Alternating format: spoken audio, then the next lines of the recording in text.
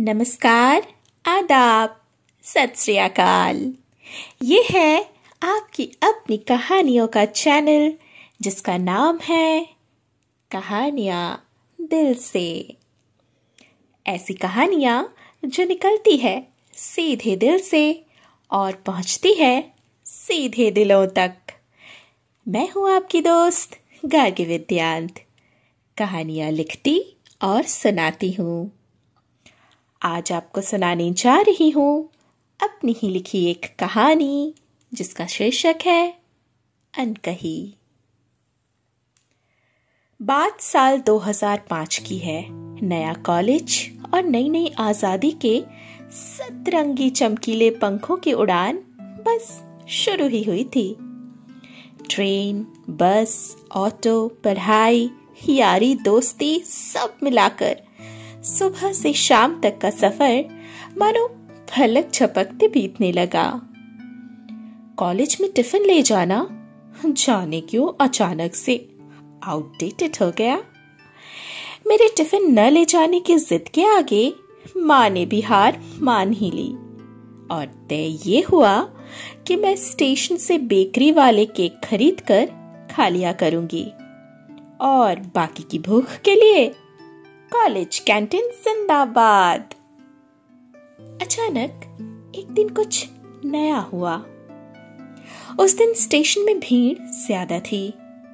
मैंने थोड़ी फुर्ती दिखाई और भीड़ से हटकर पास बने आरपीएफ बूथ की दीवार के सामने जाकर खड़ी हो गई।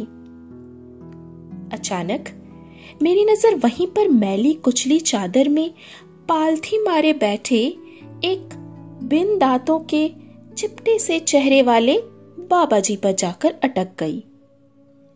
उनके पास ही एक लाल पोटली भी रखी थी। बस पकड़ने की जल्दी में मैंने उस ओर ज्यादा ध्यान नहीं दिया और आगे बढ़ गई। दूसरे दिन प्लेटफॉर्म पर भीड़ जरा कम थी। जाने क्यों मैंने ओवरब्रिज से जाने की जगह आरपीएफ पोस्ट के पास बनी सीढ़ियों से जाने का फैसला किया।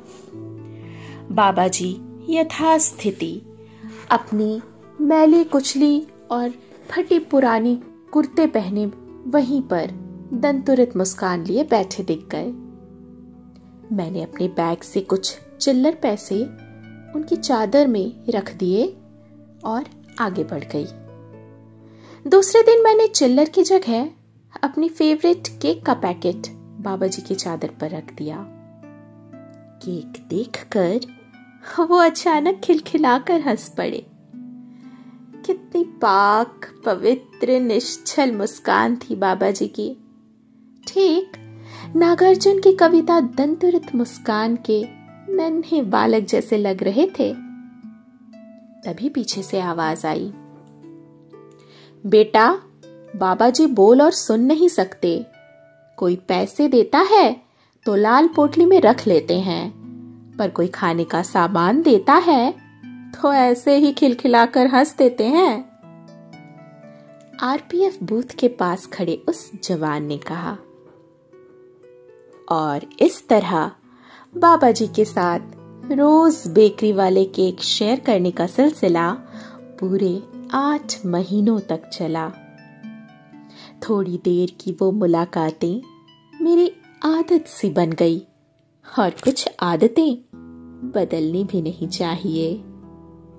मैंने कॉलेज यूनियन में अपनी पहचान की कुछ सीनियर से बात करके बाबा जी के लिए स्टेशन में ही एक स्टॉल से भोजन की व्यवस्था करवा दी।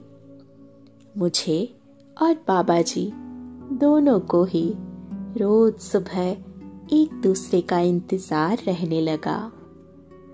अचानक 15 दिनों के लिए मेरे परिवार को गांव जाना पड़ गया।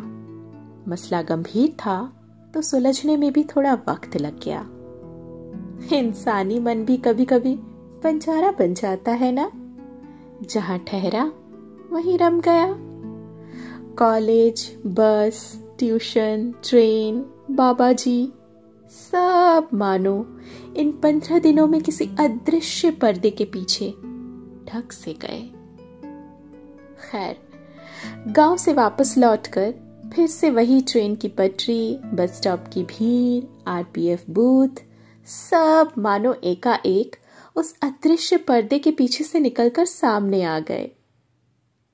बस एक व्यक्ति नहीं था इन सब के बीच, स्टेशन वाले बाबा जी।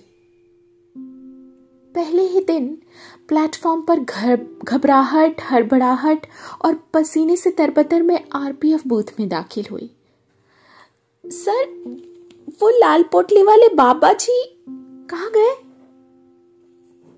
ड्यूटी पर तैनात उस जवान ने बताया कि 7 दिन पहले ही दिल का दौरा पड़ने से उनकी मौत हो गई।